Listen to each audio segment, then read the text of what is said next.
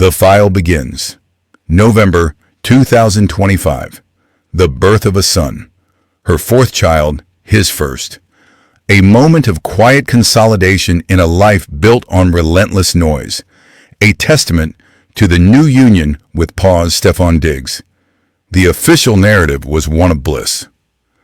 But in the digital ether, a different ledger was being tallied. A headline materialized, not with a bang, but with the quiet hum of a server farm processing a verdict. The phrase was simple. 6 children. The number felt wrong. A piece of shrapnel from a different story lodged into this one. The public reaction was not outrage. It was confusion. A collective, quiet tilting of the head before the judgment began. The anatomy of a public relations failure was being sketched in real time, and nobody in the room seemed to hold the pencil. The inventory of souls was in reality mundane, an exercise in simple arithmetic that the public refused to perform. Her 3 children from the previous epoch with offset. His 2 from prior entanglements. Their 1 newborn the binding agent. 3 plus 2 plus 1. The answer is 6. The truth, however, had become irrelevant. The number was no longer a statistic. It was a brand, a scarlet letter sewn not onto a dress, but onto a digital profile. This was not about a blended family. This was the first exhibit in a coming trial by perception, the creation of a narrative of chaos and excess. The gap between the cold, hard count and the hot, messy story was the perfect territory for doubt to fester. A fateful miscalculation. The foundation of their new empire was being built on ground that was already compromised. To understand the compromise, one must perform a posthumous audit on their former selves. 2 separate case files, smelling of different desperations. File 1. Belcalis Almanzar. The Bronx was not a birthplace. It was a pressure cooker. Her ambition was not a dream. It was an escape vector, calculated with the cold precision of a survivor. Every viral video, every raw confession was a currency exchange, trading vulnerability for visibility. She wasn't building a career. She was clawing her way out of a grave she hadn't even dug yet. Her success smelled of cheap perfume and fresh dollar bills. A monument built from sheer, unapologetic will. File 2. Stefon Diggs, Maryland. Not the Bronx, but its own kind of crucible. Here, the body was the capital. The currency was pain. Endless drills, torn ligaments, the roar of a crowd that owned a piece of you. He wasn't a man. He was an asset, appreciating in value with every touchdown. His ambition was a silent, grinding engine of discipline, fueled by the terror of being average. 2 trajectories. One carved from concrete with her bare hands, the other sculpted on the gridiron with his own flesh. Both were running from the same ghost, the ghost of being nobody. This was not a foundation for a home. It was the blueprint for a collision.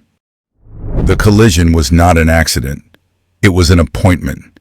The public record states they met in late 2024. The truth is less poetic. It was an intersection of brands, a convergence of influence vectors in the cold calculus of modern celebrity. Their first meeting was not a spark. It was a quiet negotiation in the VIP section, the music a dull thud against the silent appraisal in their eyes. He saw a media empire in human form. She saw a pillar of discipline, masculine success, a different kind of armor. The romance was the press release. The reality was a merger. The public was surprised. The industry was not. They navigated the early days with the precision of a military operation. Carefully curated pap walks, leaked private moments, Each step was designed to reframe the narrative from her messy divorce to a new aspirational power couple. This wasn't love blooming. This was the next phase of construction on that compromised ground. A rokovaya oshibka, fateful mistake, not of the heart, but of strategy. They were building a fortress for two against the world. Pause. But they forgot the ghosts they brought with them were already inside the walls. The ghost with the loudest voice was named Pause Offset. The divorce was not a clean break. It was a slow, deliberate amputation without anesthesia, performed in public. The official documents cite irreconcilable differences, a sterile phrase for a septic wound. The real battle was waged in the cold fluorescent light of lawyers' offices, over spreadsheets that itemized a shared life down to the last dollar. This was the anatomy of their fall. Every asset, every royalty point, every piece of real estate became a battlefield, a bitter inventory of sins where love was a depreciating asset. She was building a new family in the headlines. Pause. While privately fighting over who owned the masters to the soundtrack of their collapse. The public saw a woman reborn. The court saw a plaintiff locked in a war of attrition. This wasn't about closure. It was about leverage. A final, ugly transaction at the end of a long, profitable partnership. She ran from one fire straight into another. The fortress she built with Pause. Stefon Diggs had its own structural flaws, its own ghosts in the wiring. His past wasn't a clean slate. It was a docket sheet, a series of legal entanglements that cast a long, cold shadow over his gridiron glory. Accusations that clung to his name like stadium mud. He was a star on the field, a defendant in the courtroom. Two different men in the same expensive suit. While her legal war was a public spectacle of finance, his was a quieter, more insidious affair, fought in depositions and sealed filings. Pause.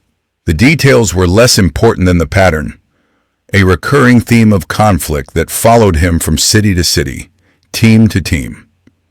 She had traded the wreckage of one empire for a partnership with a man fighting to keep his own from cracking. This wasn't a sanctuary. It was just a different kind of bunker, with its own set of incoming threats. Threats written on legal letterhead. Threats whispered into encrypted phones. The public saw a divorce. The insiders saw a corporate dissolution. The secret evidence wasn't a salacious photo. It was a spreadsheet, a post-mortem audit of a joint enterprise disguised as a marriage. At the heart of it were the secret businesses she'd planned.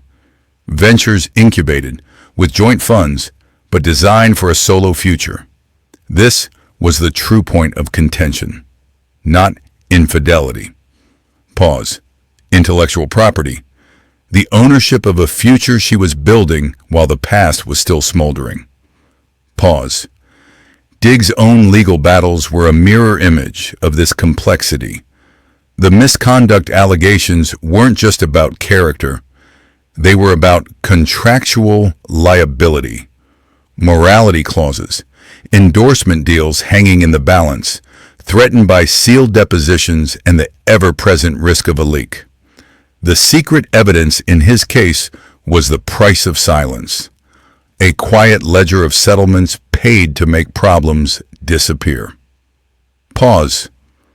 A multi-million-dollar firewall against public ruin. This wasn't a partnership.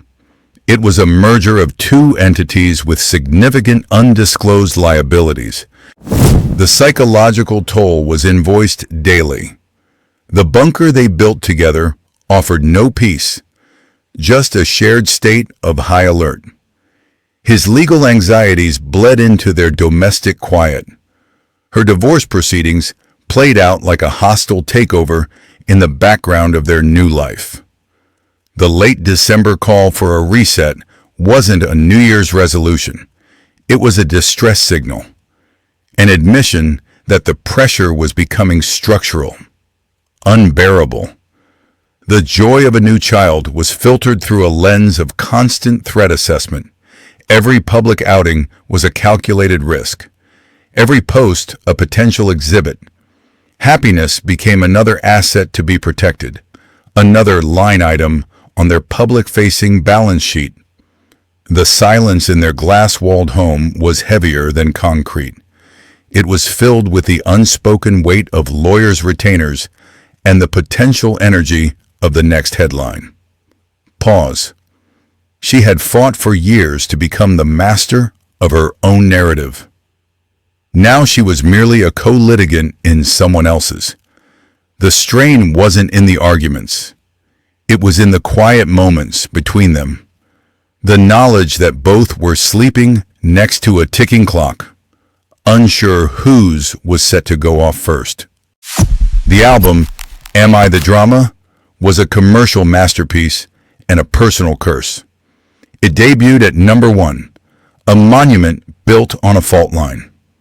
The public consumed the music, but they feasted on the chaos.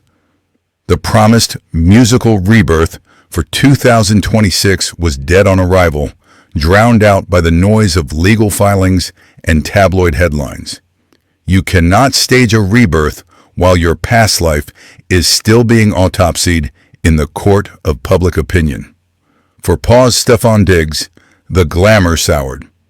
An NFL career is a high-value asset, and the league's owners are not in the business of subsidizing primetime soap operas.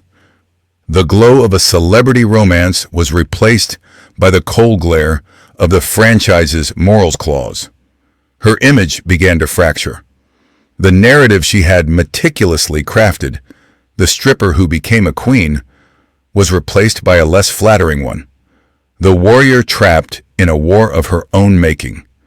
The whispers started then, quietly at first, then gaining traction in the digital ether.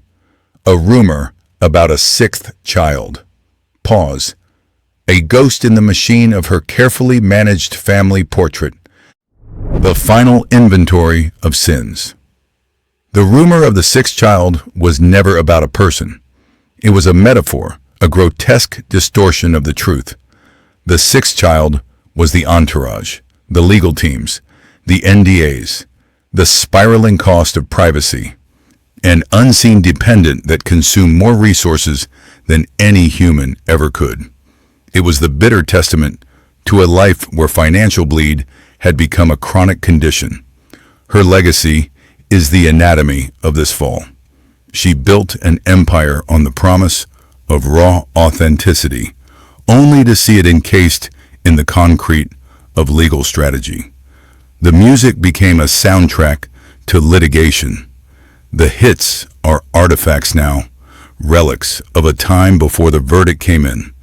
And the verdict wasn't delivered by a judge, it was delivered by the algorithm, by the slow creeping silence in the comment section. The ultimate truth is that in the modern coliseum of fame, there is no exit. You can have the money, the house, the #1 album, but you can never buy back your name once it has been entered into evidence. The empire remains. Pause. The throne is empty.